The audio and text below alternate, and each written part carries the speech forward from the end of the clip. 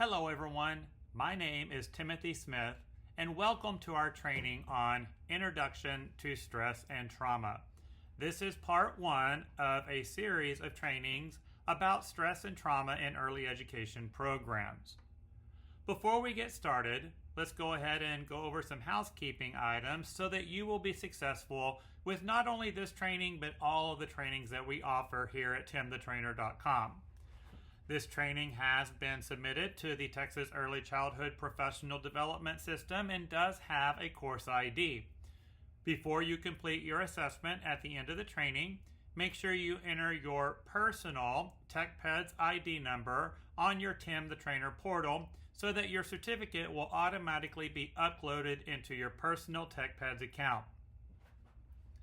If you have any questions about this training or any of the trainings that we offer on our website, or if you need more information beyond the scope of the training material, there are a few different ways that you can reach out to us. On our website, timthetrainer.com, in the upper right-hand corner, you can send a direct message, you can call us, or you can email us with any questions you have, or if you need more information. We can respond to you in a timely manner. Lastly, to keep you in compliance with all regulatory agencies, just a reminder that trainings must be completed in a reasonable amount of time, such as the total clock number of hours of training you complete in a single day should not exceed the total number of hours that you work in that particular day. Definitely, it is not reasonable for you to complete more clock hours of training in a single day than there are waking hours in that day. Again, we just want you to be in compliance with child care regulations, Texas Rising Star, Texas Workforce Commission, all of those regulatory agencies that are watching everything we do.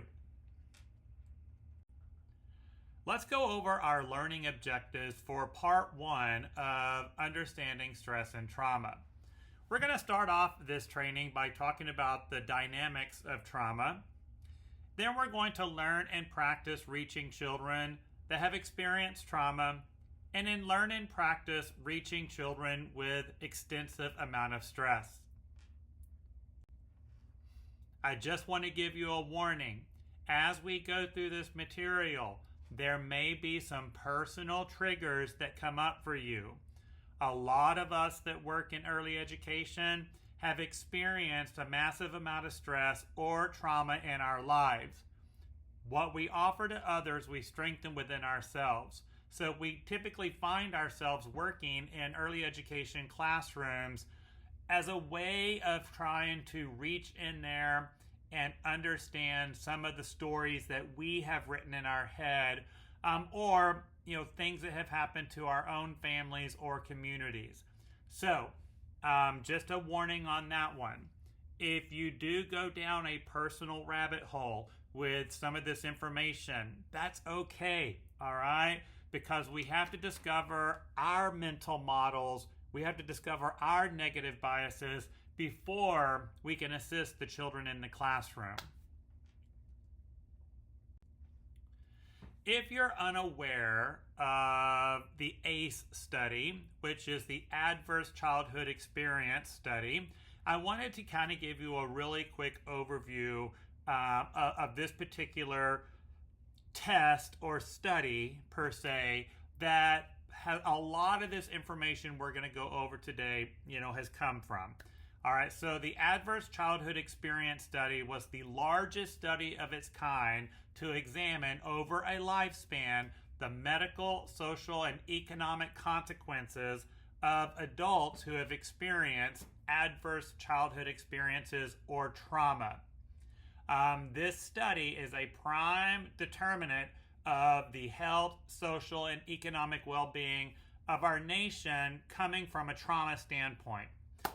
If you want more information about the Adverse Childhood Experience Study, you can simply go onto the internet, go to the search engine of your choice, type in Adverse Childhood Experience Study, and you're going to have multiple different websites that will give you information. You can take the test yourself to really kind of help you understand where this is coming from. It's a short 10-question study. It doesn't take a whole long to take it. Now, one thing I have learned with the adverse childhood experience study, this is something that you're going to do and you're going to keep it to yourself. All right. It's not something that you would do as a group. It's not something that you're going to share your scores with each other. Definitely for workplace practices, you're not going to do this with your employees and have them turn in their tests. That is not ethical at all.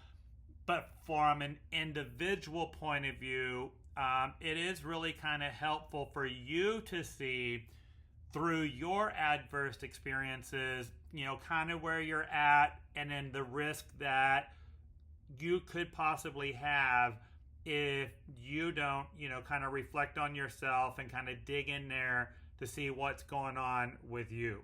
All right.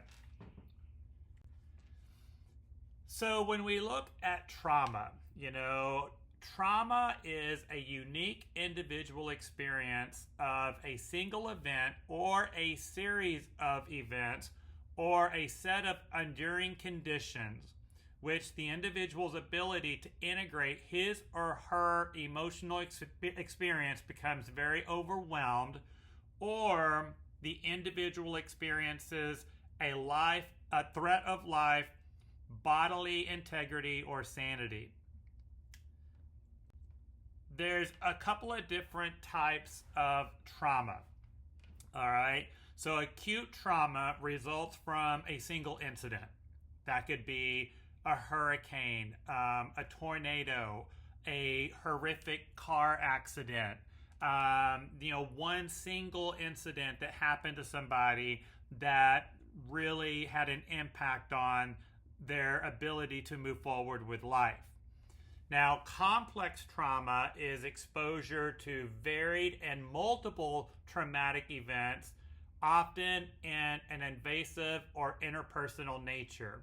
So this would be something like rape or incest or physical abuse, emotional abuse that happens over time, community violence, these type of things that happens over and over and over again to a particular individual. Let's kind of break this down a little bit more so you can kind of see different kinds of trauma either the adult or the child could experience.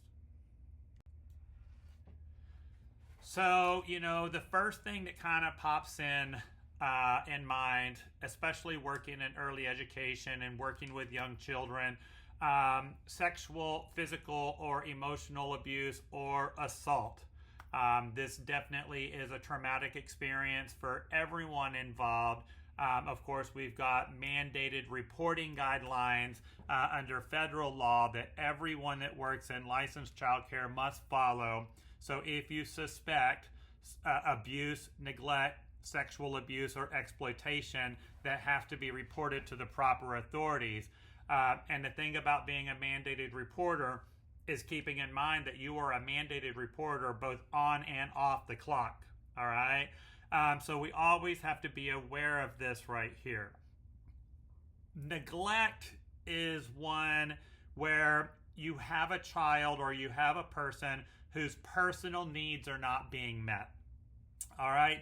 And I think that in our early education settings, we typically are always looking for, the sexual, physical, emotional abuse or assault. But I don't think we pay enough attention to neglect, And one thing I have learned in my career is when we talk about neglect or when we witness neglect, not automatically judging that parent or guardian, because a lot of times the parent or guardian is doing the best they can with what they've got.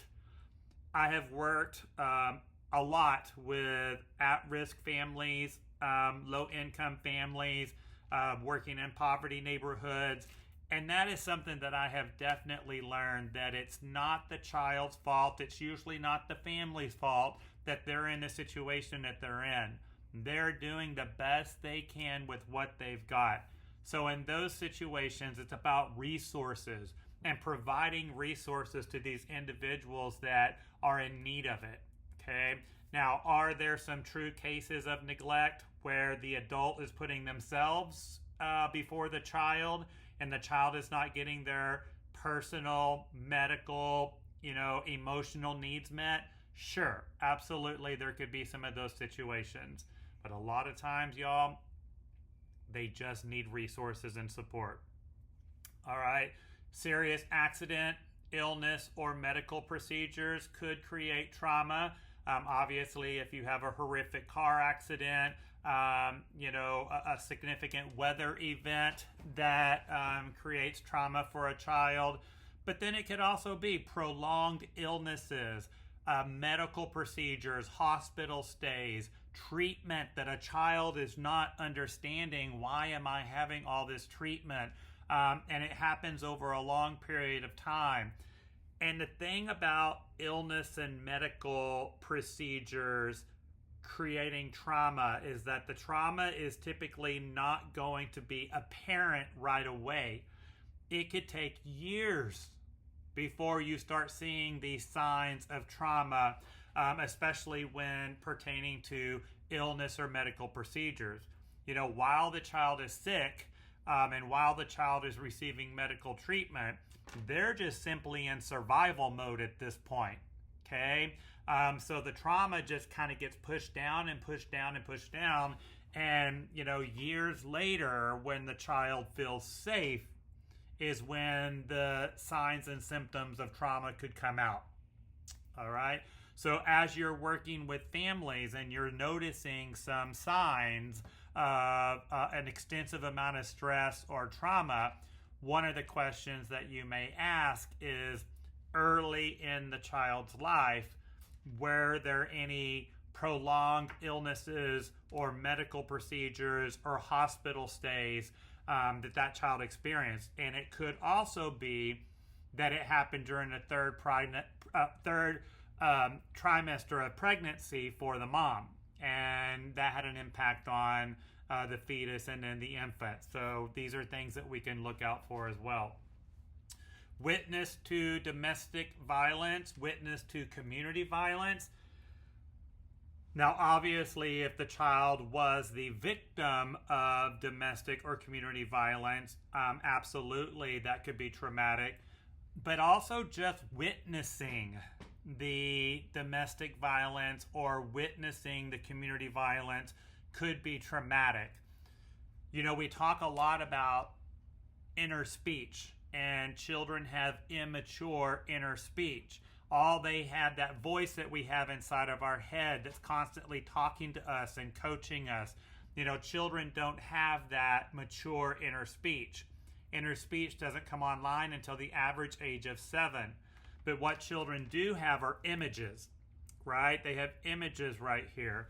So witnessing domestic violence, witnessing community violence, those images are just stuck in their head.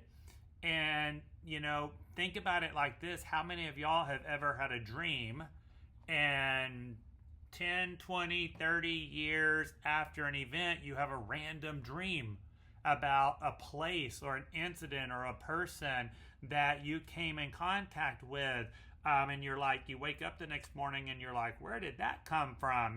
That was way back in my past. Well, that's kind of what these images are like to young children. And so, they may witness these acts and the images just kind of pop in there at random moments. Okay, so hopefully that, kind of made sense. School violence, and of course we're seeing a lot of this nowadays, and it's not just experiencing school violence, but how about the fear of school violence? And imagine, the kids, especially nowadays, where every single time they go to school, they are wondering, am I safe? Right? Is something going to happen at my school today? Is my school going to be next? And that creates a lot of anxiety. That creates a lot of fear. Okay? So talking about this stuff, creating that felt sense of safety is really important in these situations. Natural disasters that could happen in a community. So again, hurricanes, tornadoes, fires, snow and ice, lots of different natural disasters that could occur, forced displacement, refugees, children that may have come over at a difficult time for their community and now they're here. And just because they were a young infant or a toddler when that situation happened, it's still there, right? War, terrorism, political violence, that could be an indicator of trauma. Traumatic grief or separation. Now remember the three most stressful incidents in a child's life: death of a parent, divorce or separation of parents, or a change or transition in their child's classroom teacher. So when we talk about traumatic grief or separation, it could not just be something that happened to the parent, but it could be something that's happened within our own school. That you had a child that felt very, very safe with a particular teacher. They had secure, healthy attachment with a particular teacher. And now that teacher is gone, and maybe it was a sudden or unexpected change, and that could create trauma or a massive amount of stress for that particular child. Obviously, in custody situation and separation and divorces, we see a lot of the traumatic grief and separation. Be understanding of that.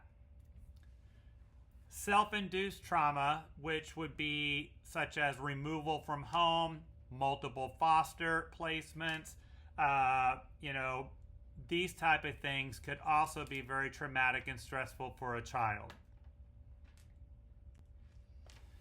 Now, we're going to talk first about the symptoms of unresolved trauma or massive amount of stress in the adults. So a lot of today's webinar is going to be focused on the adults. We'll talk about children just a little bit, but we're going to get a little bit more into the symptoms of the child and one of the other sessions right here. So much of what we do when we're talking about growth and development in early education programs, we put a strong focus on the adult first, child second model, because the adult has to be regulated enough, the adult has to be in the correct state to be able to meet the needs of the child. So that's why, when I said at the beginning, we may go down some personal rabbit holes here, and that's okay because we have to understand kind of what's going on with us, right? And if there is a need for, some mental wellness, don't be ashamed of that. Don't be afraid of that. That's healthy, saying I need some help and going out there and getting some help and saying, hey, I think I might have unresolved trauma, or I might have experienced a massive amount of stress that's having an impact on my emotional well-being. Get the help if you need the help, all right? So, but we have to look at that first so that we can understand. Once we understand the adult, then we can understand the child. All right? So some symptoms with the adult: anxiety and panic attacks. How many of y'all have thought, oh yeah, everything is good in the world, and then just all of a sudden, your heart feels like it's gonna beat out of your chest, your head gets a little dizzy, things get a little disoriented, right? And all this is happening all of a sudden for whatever reason. And that anxiety or panic attack, that's your body telling you that whatever situation you're in right now is being associated with something that's happened in the past. And your body is like throwing out warning signs. Warning, warning, all right? Perceived threat of danger, perceived threat of danger. And it's a signal, okay? So don't ignore these anxiety or panic attacks. And definitely we want you to be safe and practice those self-calming techniques. But let's dig a little bit deeper into what is causing the anxiety and panic attacks and what is it being associated to? What is your brain and your mind associating this situation with something that's had in the past. And again, you may not know the immediate answer. It might take you a while to get that immediate answer. The excessive self-blame, always blaming and attacking yourself when things go wrong, when the world is not going your way, when mistakes happen. Mistakes are opportunities to learn. Mistakes are opportunities to move forward. But, sometimes we have people that just want to tear themselves apart emotionally and mentally when they make a mistake or when something goes wrong. I know that, for me, I do this quite often where I am my worst critic, whenever, especially when things don't go right, and, I beat myself up over that. Now, there is a difference between experiencing natural consequences, right? Natural consequences is when we do seek that opportunity to learn, that opportunity to move forward, versus the excessive self-blame where I'm just stupid and I'm not worthy enough and you got imposter syndrome and, I shouldn't be doing this. I'm a loser. I should be single and not ever be with anyone, and you just throw all that garbage onto yourself. All right. Natural consequences is that feeling in the body when you're like, oh, yeah, that didn't feel good. We're not going to do that again. All right. But recognizing that it's human nature as well. Eating disorders. So, whether you're not eating at all, whether you're eating too much, right? When the world is not going your way, you just got to go out there and get as much food as possible, or a particular food or fast food restaurant, usually the ones that are worse for you, right? And I'm just going to eat my problem away, right? Whatever it is that's going on in my life, I'm just going to eat that away. Or, like I said, just not eating at all. That could be an eating disorder associated with trauma or massive amounts of stress. Innate belief in our badness, very similar to the self-blame, but just believing that you're a bad person, and kind of having that thought. Now, this is going to relate a little bit when we start talking about the child, because, we have to be really careful as adults, because our outside voice becomes the child's inside voice. So if you have an adult that continues to tell a child that they are bad, all right, the child will eventually start believing that they are bad. So be very careful with that. Your outside voice becomes their inside voice. The black and white thinking, right? Left brain dominant, not having that colorful, carefree, spontaneous, actions over here, but just looking at everything as black and white and unable to see the gray, unable to see the opportunity. Things, they are what they are, all right? And just very set in that. That could also be a sign of trauma or massive amount of stress. The numbing and disassociation with situations or with feelings and emotions, where people just kind of block feelings and emotions and we don't feel anymore. This could be a big indicator of what is called disorganized attachment, where something has happened to the person where the individual that was supposed to keep them safe is the one that hurt them, right? So basically the brain is like, humans are bad, stay away from humans. And we just numb ourselves and we disassociate ourselves from all of that goodness that we should be focusing on.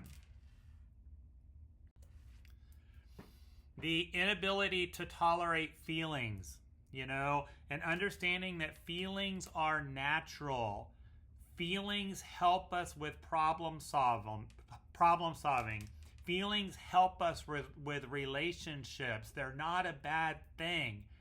But sometimes feelings are too much for some people, especially with unresolved trauma or massive amount of stress. So once they start trying to push through difficult feelings, they just get stuck and have a meltdown. Okay. And it's that adult that just really has a complete meltdown and unable to push through those difficult feelings. And it usually takes a few people to kind of help them calm down. That could be an indicator right there. The most obvious sign of trauma and stress with adults is addictions and distractions, whether it's drugs, alcohol, gambling, prescription medications, right? All of these things where they're trying to just numb themselves or push themselves with these chemicals or addictions past a situation. That could definitely be a symptom. An adult who sexually acts out, an adult who is constantly crisis oriented. I could have this pen that, I lose the cap to this pen and it's like the biggest crisis in the world. Okay, and everyone's got to make a really big deal about that. You're like, it's a cap to a pen. We'll just go buy another pen, right? But y'all know some of these people that are just very, very, if there's no crisis going on, then we've got to create crisis because, that's what their body is used to. Okay. And I think we've all known people, from one point in time that, has always got to have some type of crisis in their life. And when there's no crisis, they create one because that's what they need to move forward. So that could definitely be a symptom. And then we've got perfectionism, right? A person that has to be perfect at everything, or the house has to be perfect, or the meal has to be perfect, or my work expectations has to be perfect. And when they're not perfect, when the meal is not prepared the way it should be, or you do, or you're not meeting an expectation, then it's very difficult for them to be able to handle that. But we see with perfectionists that they literally create stress and chaos to become perfect and to get that perfection. And when they're unable to achieve that, very difficult for them to be able to move forward. We've got the intense unexplained fears, where you have an adult that is afraid of an object or a person or an action, but they're unable to explain why, right? And you're like, well, okay, you're afraid of turtles. Okay, why are you afraid of turtles? I don't know why I'm afraid of turtles. Well, did something happen when you were a child? I don't know, right? That could be a scenario right there. And I do know someone who is very, very afraid of turtles, so I didn't just make that up right there. But that really intense, unexplained fear, where, if you see a turtle, your body just goes into a panic attack just with even seeing it on TV or seeing it in a book, right? Something like that could be happening. Self-harm, definitely a symptom in adults of unresolved trauma or massive amount of stress, where again they're so it's normal for them to feel a lot of pain internally, and so sometimes the self-harm is kind of put in there to balance that out. And so that's a big sign we want to look out for. Those intrusive thoughts, right? Those thoughts that just, create more negative emotion, negative feelings, and chaos than helpful. We've got the suicidal thoughts. Anytime someone makes a comment about ending their life, always take that serious, all right? Even if it's done in a sarcastic or joking manner, y'all, this is not something that we play around with. That person needs some help, right?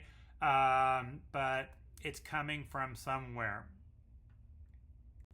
And then the last symptom in adults would be the role of the rescuer, the role of the victim, the persecutor, the role of the rescuer, the one I always have to save the day. I always have to solve other people's problems, even if it doesn't really pertain to me, right? I got to get in there and solve their problem for them. The role of the victim, any and everything that happens, you play that victim card right there. And then you got the blame and attack, These are all different signs of unresolved trauma or stress. Now, I really quickly want to go over some symptoms in children. Now, again, we're going to really dig deeper into this in a later webinar, definitely responding to the children with these symptoms right here. And just because you may have a child that has one of these symptoms does not necessarily mean that they have trauma, unresolved trauma, or a massive amount of stress. It definitely could be an indicator, but we should never be in a position to diagnose a child, okay? If you see some of this stuff, you want to communicate it with the family or guardian so that they can get to their personal health care professional or a mental specialist to have these conversations.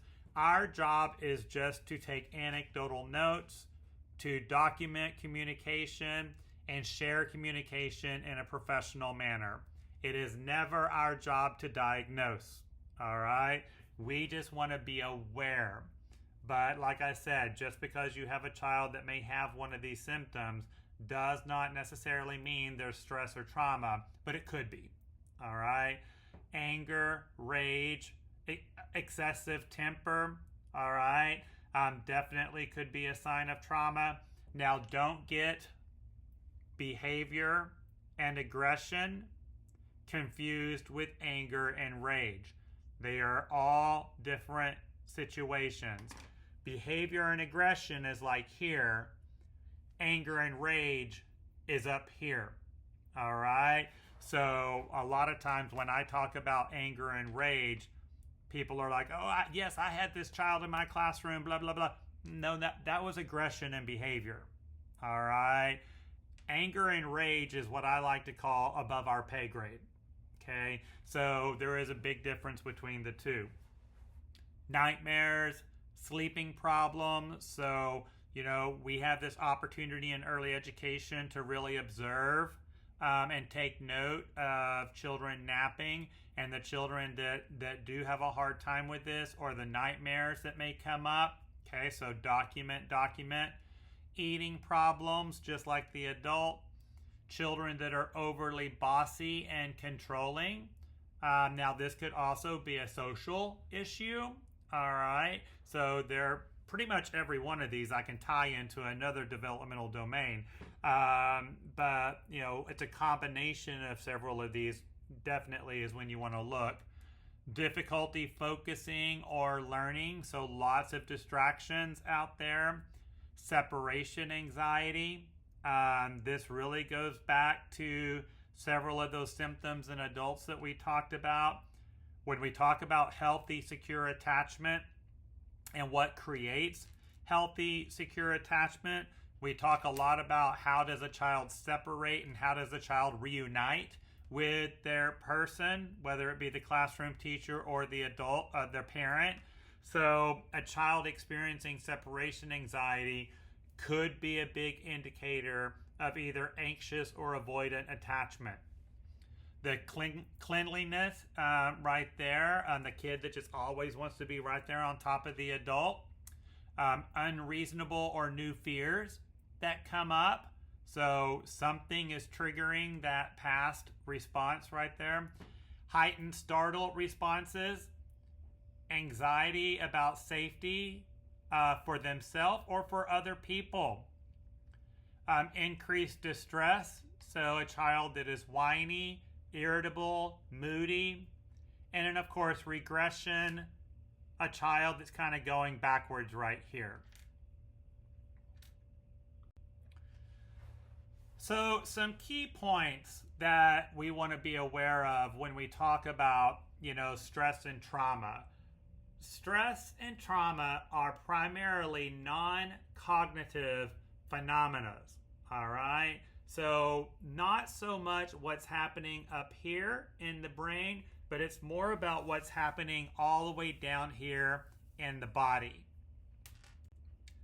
Stress, when you look at the field of neuroscience, all right, neuroscience tells us that trauma is housed in the part of the brain called the autonomic nervous system, or the ANS.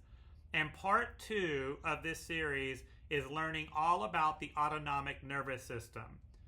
The autonomic nervous system regulates the function of our internal organs, such as our heart, our stomach, and our intestines. So what you see here on the screen is what's called the vagus nerve. And the vagus nerve is a nerve that starts up here in the brain, and it goes all the way through our body, and it goes into every single organ. So, stress and trauma is housed in the autonomic nervous system. And when you have an individual, an adult or a child, that has had trauma or have had a massive amount of stress, or they are experiencing it at the time, it comes out of the autonomic nervous system and it travels all the way down the body into every single organ. And it ends in the gut. All right?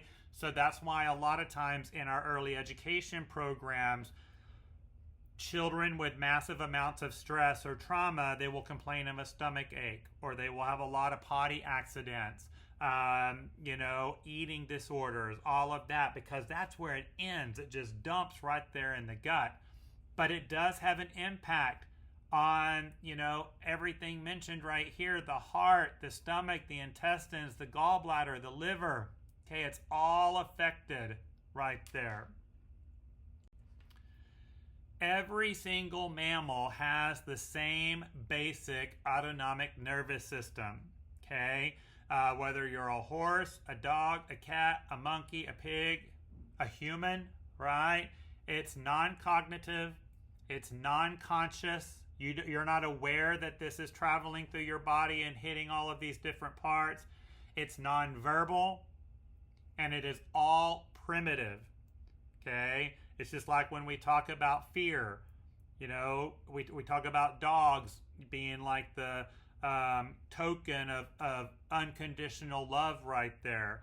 But even those of you that own a dog and that dog loves you so much, right? Scared, injured animals bite. So even your beloved dog that loves you unconditionally will bite you when they're scared or injured, right? That's the primitive skill, and that's where it ties into the autonomic nervous system. So children and adults are no different than any of these animals right here. Scared, injured children will bite, right? Scared, injured adults will bite or respond in some other similar way. 80% of all diseases are caused by an imbalance in the autonomic nervous system. So that's going to lead us to the first step in supporting children and adults with trauma and stress. It's learning how to balance and regulate the autonomic nervous system. So that's going to be part 2 of this series right here, is understanding the autonomic nervous system and how to support individuals getting that internal clacker regulated. So check out part 2 of our series on understanding stress and trauma. So that is our part 1 right there, giving you the basics of the symptoms in adults and what trauma is all about, what stress is all about. So I look forward to you participating in part 2. Thanks, everyone.